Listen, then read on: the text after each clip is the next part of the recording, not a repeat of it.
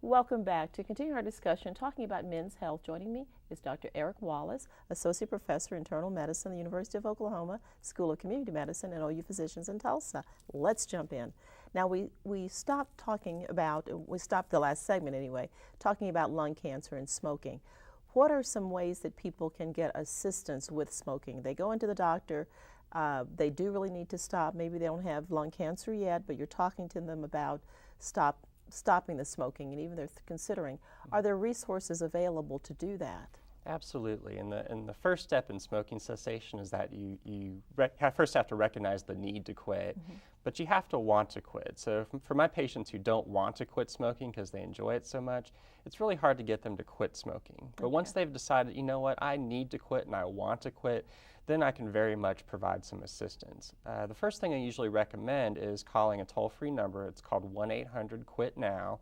It's paid for through, I think, the tobacco settlements, and it's an organization run through the government, which provides free counseling and free nicotine replacement to those who qualify. So that's the first step. And again, a free resource is always a good way to start. Right. But also talk with your doctor, because if nicotine replacement doesn't work for you and the counseling doesn't work for you the way it should, and counseling is always a big part of smoking cessation, but there are good medications out now that have been shown to help improve the rates of smoking cessation. So that's what I would recommend. First of all, talk to your doctor, know what the resources are, call 1-800-QUIT-NOW, and then you can proceed down the path to getting yourself off of tobacco. Okay, and we're going to switch to another topic, but I want to tell you this. I did read where smoking does increase graying, you gray faster, and wrinkles.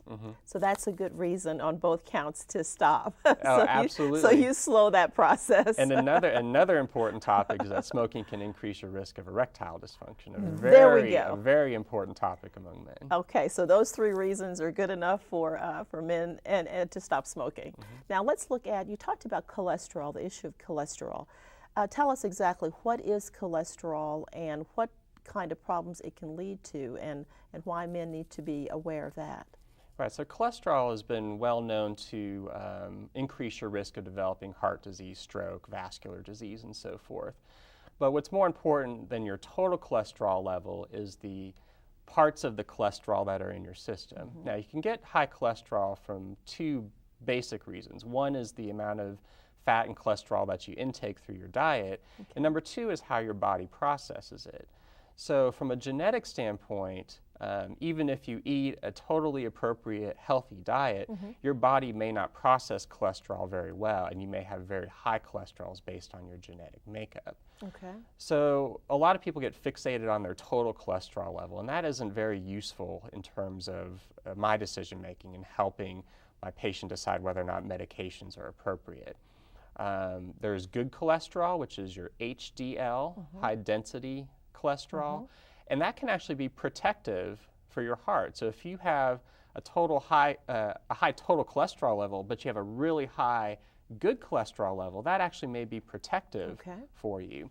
But the one thing that I look at first on a cholesterol panel is the LDL, which is your bad cholesterol. And you know what, doctor? I always remember it, and I think our men and other viewers can too. The happy cholesterol, the HDL is the happy, and the LDL is the lousy. Okay. So we want happy cholesterol, not lousy. That's an easy way to remember that. Okay. Right. So, and the level of your LDL and your bad cholesterol, what it should be depends on what your risk factors are for heart disease. Okay.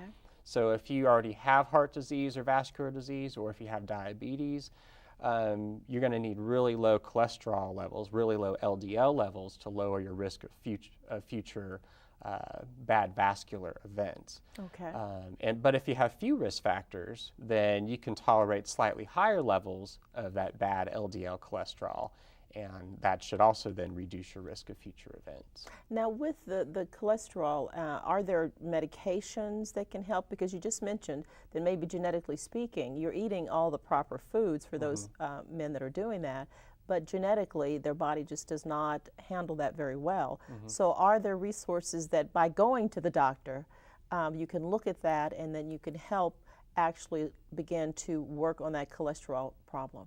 Right, so the number one recommendation for whether it be cholesterol, high blood pressure, diabetes, is to undergo something called lifestyle modification. Okay. That's improving the amount of time that you exercise on a weekly basis. It's improving the type of diet that you eat.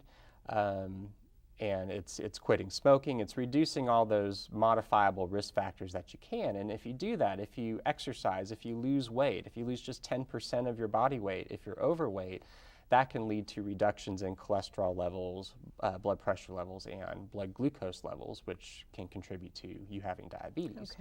Okay. From a medication standpoint, that's always that next step, especially for those who lead healthy lives, eat well, exercise well, but still have high cholesterol levels. That's where medications come into play. And the number one medication group out there for cholesterol are the statins. And there are many statins that are out there that are in the media. There's some that are actually very cheap that you can get for $4 at most of the pharmacies in town. But those statins have been proven to lead to very good outcomes, to reduce the morbidity and mortality, the complications that high cholesterol can cause in terms of vascular disease. It can actually reduce your risk if you are on those statins. The number one problem we have with the statins That's what I was going to ask you, those risk factors. Right. The number one problem with the statins is muscle pain. People start them and they start to get this soreness or this achiness in their body.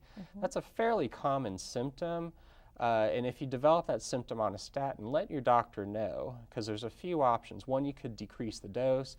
Another option is to switch to a different type of statin where you may not get those muscle aches, or you may have to choose a different class entirely. But the statins as a whole are by far the best group of cholesterol medicines you can be on if you need to be on a cholesterol medicine. Okay, now I did run into a gentleman once who had said that he was taking medication for his cholesterol, that it was very high, and diet, and none of those things were working. But he talked about liver damage, potential for liver damage, and having his liver checked very frequently, and having some other males that he knew who did end up with liver damage. Tell me about the medication grouping for that, and what are ways in which, if that's what's needed, the doctor does indeed monitor that, because sometimes if people aren't coming back to be monitored, that may be why they end up with those kind of complications. Right. So when the statins came out, there was a big concern about liver toxicity and liver damage. And as the years have gone along, those episodes are actually very uncommon. So liver toxicity and damage from these statin drugs is much less common than originally thought. Now, we do still monitor for that.